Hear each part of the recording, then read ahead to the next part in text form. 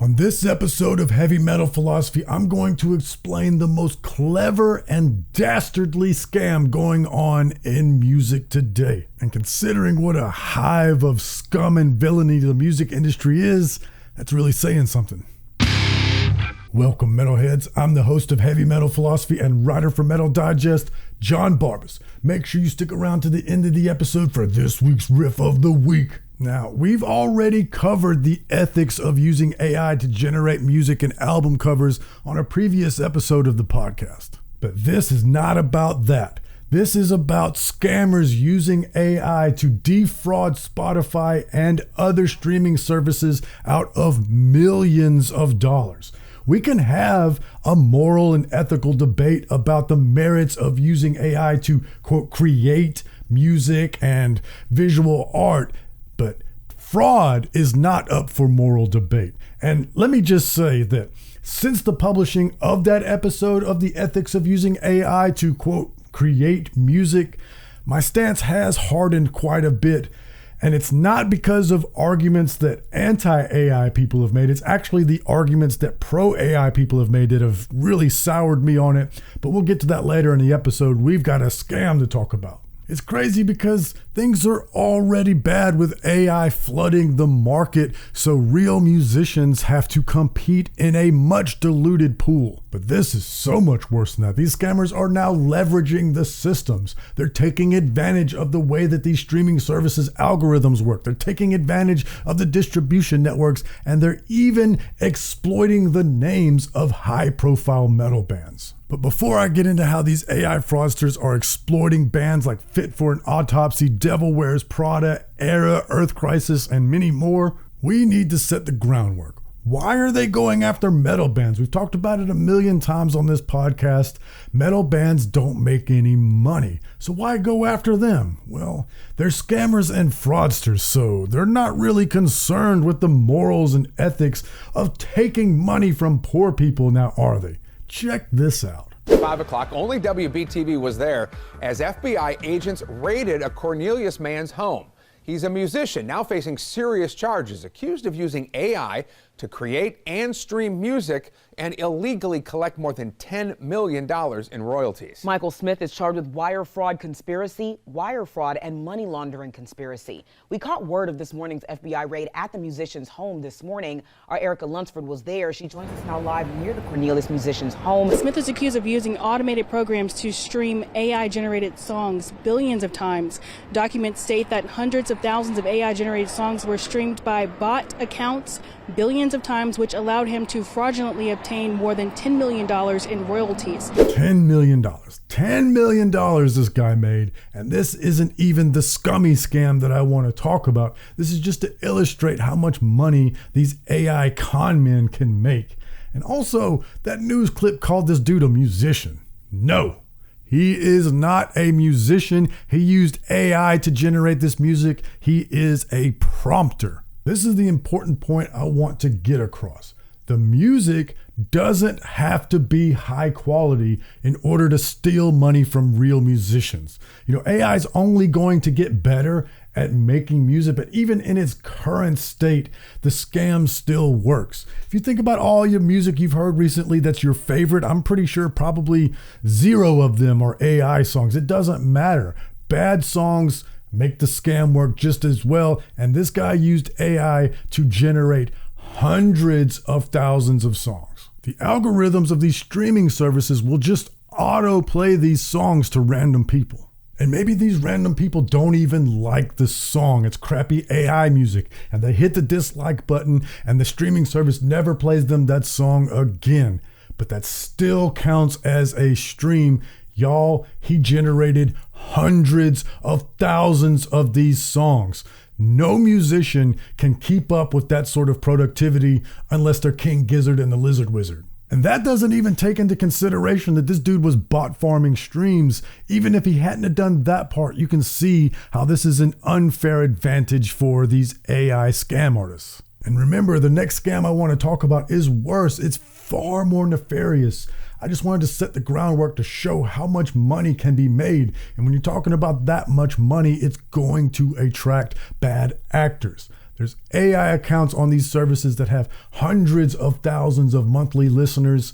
Meanwhile, a real band, a talented band, one of my album of the year bands, has 6,000. That seemed right to you. Just look at all the YouTube videos out there titled "How I Made X Dollars on Spotify Using AI." So how does this take money from real musicians? Let me explain how these streaming services pay out. It's not a flat rate per stream. So let's just say Spotify, they collect all of their revenue from subscriptions and ad rev, and they put it into a pool. And then that pool is split between the artists on the service and Spotify. And I don't know the exact algorithmic math behind it, but for the sake of the explanation, let's just use nice even numbers and say it's 70-30. 70 going to the artists on the platform, 30 going to Spotify. So then that pool of 70% is divided amongst the artists based on how many streams they got. Now let's make up another round number to make the math easy. Let's say that Spotify's revenue was $1 billion.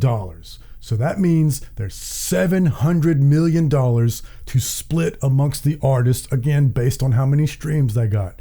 Now, how many artists are on Spotify? Hundreds of thousands? Millions? Now, how many extra accounts are fake AI musicians? What does that do to the $700 million pool? And here's the kicker. That example I gave of the dude making $10 million, it doesn't have to be that egregious. In fact, he only got caught because he made so much money.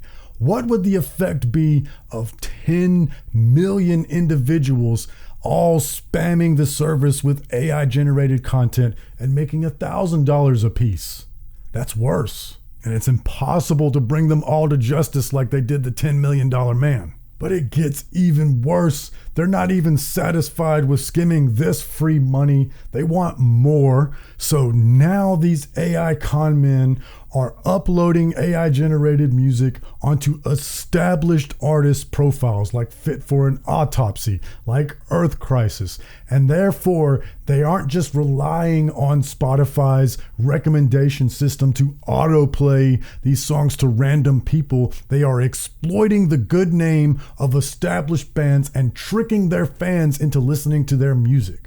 For example, let's say you're an Earth Crisis fan and you search for Earth Crisis on your favorite streaming service. And after you do that search, you see that there's a new song uploaded under Earth Crisis' profile. And of course, you're excited, new Earth Crisis song, and you stream it.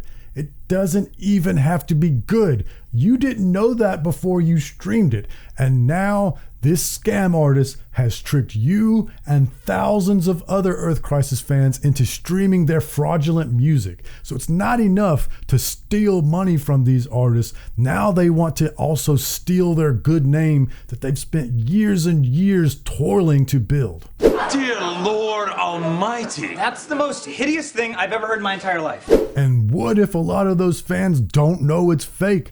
They're gonna go on forums and tell their friends that their favorite band put out a garbage song. So the band doesn't just take a financial hit, but also reputation harm as well. Right here, you might be wondering, how are they doing this? How are they uploading songs to another artist's profile without their knowledge? How would somebody be able to upload something to your social media account, your Instagram or your YouTube channel without you knowing? Well, it's because the music industry doesn't work the same way that social media does. Artists don't upload their music directly to the streaming services. There's a middleman that they have to go through, the publishers. Even if you make music in your bedroom, you cannot upload it directly to Spotify. You have to sign up for a service like DistroKid or CD Baby, and they will be your distributor. You upload to their service, and then they upload to Spotify or Apple Music or whatever that you want. And the major label artists, they might go with a bigger publishing company, but to explain what's happening, the mechanism is still the same. So here's where the trick comes in. Everything's automated now. So these scam artists, all they have to do is name their quote band the same name as the band that they're targeting, and the system doesn't know the difference. Sometimes it uploads to their profile without their knowledge. And this has actually been a problem long before AI music became a problem. Longtime subscribers, y'all might remember my guest Sarah King. There's a jazz artist out there named Sarah King. Nothing malicious going on out there, but sometimes their publishers get them confused and stuff gets uploaded to the wrong person's thing. They just make a few phone calls and they get it handled. But when it comes to these AI scams, that's all it takes is a little bit of time to make a whole lot of money.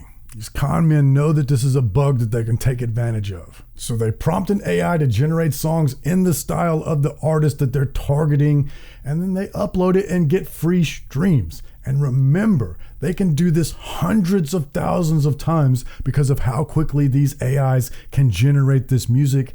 And again, it doesn't even have to be good. This is yet another huge exploitation that musicians have to deal with. So what can we do about it? Well, in my opinion, there's really only two things that'll happen that could incentivize Spotify to do something about this. You remember that 30% pool that Spotify gets their profit out of? That's not diluted by the influx of AI scammers because Spotify is the only entity in that 30% pool. It's the 70% pool that's getting diluted. So this actually helps them in a perverse way. So one of two things has to happen. First, the users could demand better. They could correspond with Spotify and say, do something about this or we're going to boycott the service.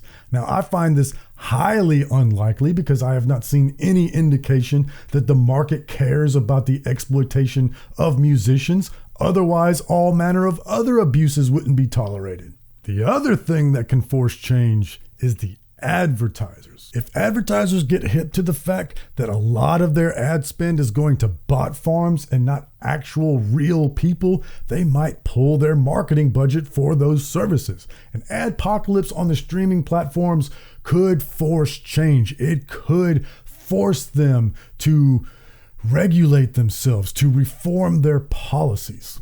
I keep calling out Spotify, but I'm sure this is happening on the other services as well. So keep that in mind. It's not one company doing a bad thing. This is the state of the industry. And speaking of, I think there's one other thing that could possibly change. Recently, actors and writers' strikes forced Hollywood and the gaming industry to acquiesce to agreements about the use of AI. Musicians do not have a union the way that actors and writers do. When you get a gig playing music somewhere, you don't get your SAG card the way an actor does. But if we did have a union for musicians, then we would have a way to collectively bargain with the streaming platforms and the record companies. I find this very unlikely to happen. Imagine trying to get all the musicians to agree to join the union, but I do believe that that would force change in the industry. Maybe there's other solutions that I haven't conceived of. That previous AI episode I called for legislation, also unlikely to happen, but I'm open to suggestions because this seems like an existential threat. In the meantime, I guess I would just encourage you all to correspond with your streaming platforms of choice and ask them, what do you plan to do about this? And here's my final point. Is it any surprise at all that people who don't see anything wrong with using AI to make art instead of making it themselves don't see any issue at all with cheating the system with running a scam? The laziness and entitlement to immediate rewards pipeline is real. I saw the comments on that AI episode, and those of you that thought that you were making good points for AI, you actually changed my mind in the opposite way. Honestly, I was kind of riding the fence on that last episode, and then people commented, I'm a poet, but I can't play guitar or drums, so I use AI to make that part. Befriend a guitarist or a drummer. Get into your local scene. People will say, well, I've got ideas, but I'm not an instrumentalist. I'm an idea man. Are you really? Really? So typing into a prompt, make a metalcore song in the style of Killswitch Engage with the vocals of Sleep Token, that's your idea? You're an idea man? Are you really? You got a mind for music? No, you don't. Also, just become an instrumentalist. You can learn how to play guitar just by watching YouTube in a few months. And even actual legit musicians are on the excuse train. They'll say, yeah, well, we got this album, but we ain't making enough money. We can't afford to hire a real artist for our album cover.